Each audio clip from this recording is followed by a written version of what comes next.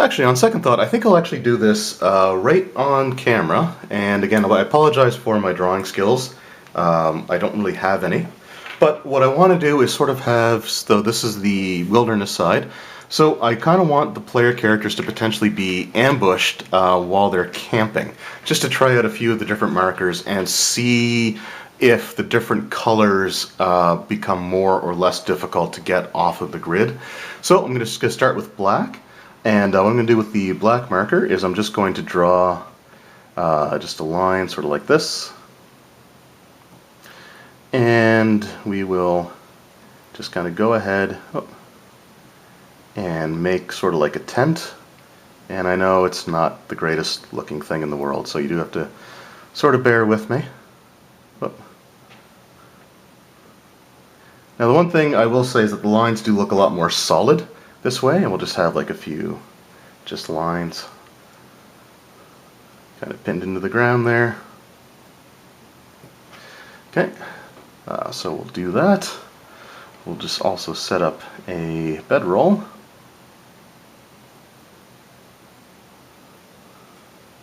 I'll set that there and just kind of have it sort of look like it's being used a bit. And let's see, we'll do let's do just sort of just a few other rocks down here.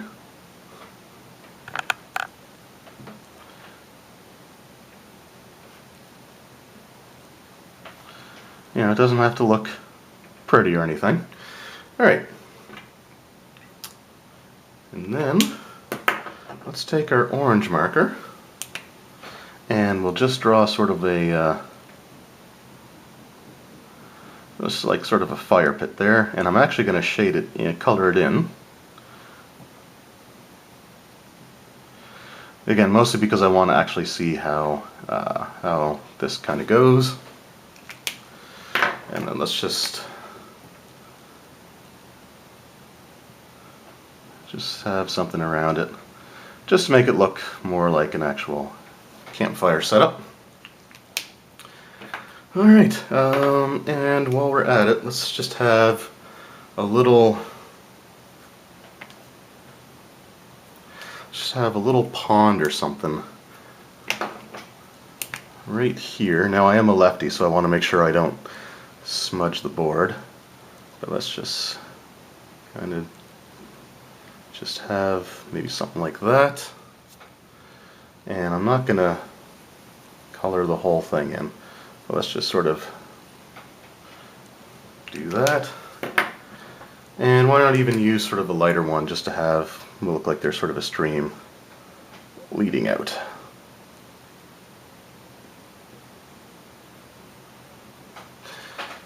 Alright, so that's most of our colors. Just the last thing is let's just have some trees with the green there. I don't know how well the green's gonna show up on camera, but we'll just kind of, again, I'm not gonna color everything in thoroughly. I only did that with the fire. So we got a few rocks, we got a tent. Let's put another bedroll. And I think I already accidentally put my hand in the...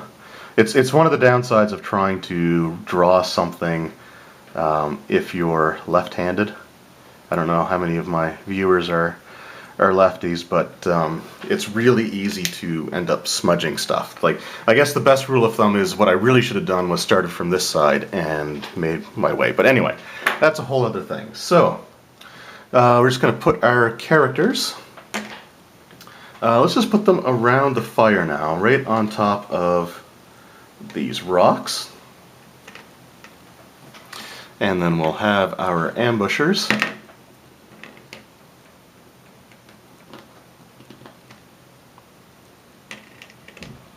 Kind of here. Alright. So let's just say the first thing that happens, let's just say that this guy goes, this big automaton, moves through the trees, hits the dwarf, and uses an action to knock it prone and knock it into the fire. So I'm just kind of putting the miniature on the fire there, so I can see that the orange comes off it a little bit when it lands on there, so it is going to rub off a bit. It's still not the worst thing in the world, however. It's not like leaving a wet smudge across, but I can see, if you look down at the fire, there are now. Let's just zoom out a little bit so you can see kind of where the miniature had hit. So one thing to keep in mind is that's probably going to end up happening. I think it's a little bit better on the vinyl mats because they actually have a texture on them, so the stuff doesn't just wipe off as easily as it does with this glossy surface. So he gets knocked into there. Let's just say this guy gets shot and falls down in the water. And we just kind of go through the combat and do whatever. And how about our, poor elf archer gets knocked down, and just because, she gets knocked down and there's sort of like a pool of blood. She gets knocked down, starts bleeding out. So that's what we've got.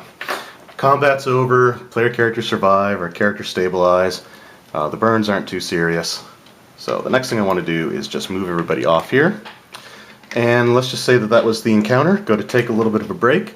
So my big concern now is how easy is this stuff going to be to wipe off the board? Like, is it going to leave smudges behind? Is it going to leave traces or elements of itself behind? Is it one of those things that you're going to have to get some sort of cleaner? Because I used to have a whiteboard at a place that I worked, and it would get really bad after a while. So this is only a single test, but again, I just want to see how easily it wipes off. So let's start with the trees. And what I'm going to do is just actually rip this in half, just so I can use multiple sides for different colors, just in case that becomes an issue. So we'll just start with these trees here, and just a single, and that wipes off really nice actually. So the dry erase are definitely the way to go. It doesn't look like it's leaving any trace of it behind, so let's go on to the blue next, a little bit darker. And again, that wipes off pretty well. The only thing is this seam here.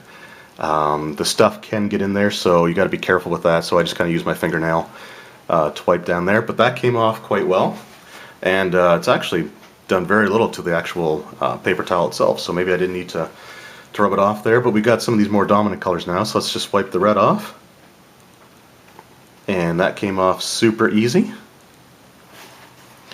All right, our black. We'll do that next.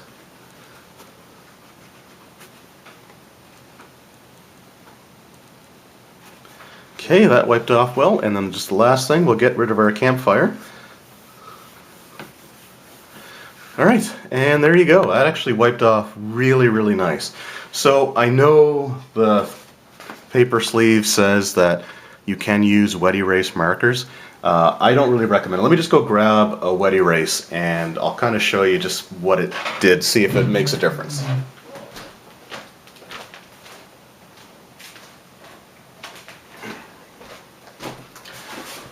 Alright, so we just got a wet erase marker here. So the first thing is, just if you look at the line, this is with the wet erase marker. So the line, I don't know how well it's going to focus, unfortunately. It seems to be doing it, but you can kind of see like there's some bubbles forming, or there's just some parts where the ink doesn't actually stick to the surface. So conversely, do a dry erase line, and that looks a lot better. A lot better. Now when we go to wipe off, so we already know that the dry erase line will come off nicely, right? No fuss, no muss there. But the wet erase, and I'm not actually using any water here, so I want to see, because I used the water and it just left like these black smudges all over the board that I had to get other cloths to wipe off. I want to see what happens if I use the dry cloth, just for my own curiosity. So there you go. I don't know how well it's going to show up on the camera, but there is a smudge from where the stuff was wiped off, so I have to actually wipe that pretty hard to get it all off. So the reason that I wanted to show this video and do this video was, number one, for my own sort of curiosity and satisfaction, because I just picked up the dry erase markers and I wanted to see how they worked. Thought I may as well make a video out of it, that way if anybody is looking to get this grid and looking to use it, my recommendations would be absolutely 100% use the dry erase markers, because the wet erase markers, they smudge a heck of a lot easier. They leave stuff behind, so you have to spend more time cleaning the board off. And if you end up using like a damp rag to wipe it off, I'm a little concerned about putting water on this surface. So I would say, even though the back says, you know, you can use wet erase markers, get it to focus here. So even though it says both wet erase and dry erase, my recommendation is do not use wet erase markers at all. Just don't do it. Stick to the dry erase. They work a lot better. They clean up a lot better. And I'm going to be honest, I'm kind of warming up to the idea of this grid. I'm still a little disappointed overall in what it ended up being versus what my expectations were. But overall, I have to say, you know, after doing the dry erase test, this is something that's going to be really, really easy to use. So it's going to eliminate the need for me to do these large, complex maps out of like 1-inch square drafting paper.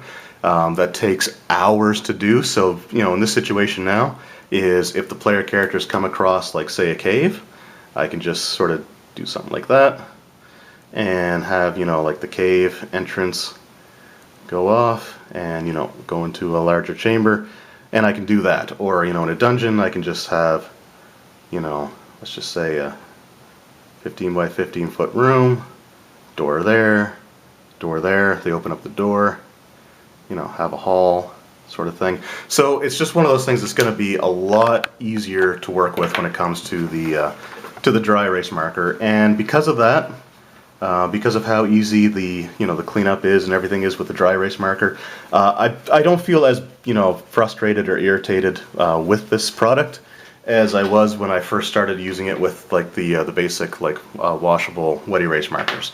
So anyway, I just wanted to kind of do that for you guys, let you know sort of how it looks when you're using it, how it cleans up, and let me know what you guys think in the comments below. You know, what your thoughts are on this product, and if you've had any issues with things like, say, you know, using a wet erase and then it leaving like a stain on the mat or something like that. I just want to know what your guys' experience are with this adventure grid so far, if you've used it. So thank you guys very much for watching. I hope you enjoyed, and we'll see you next time.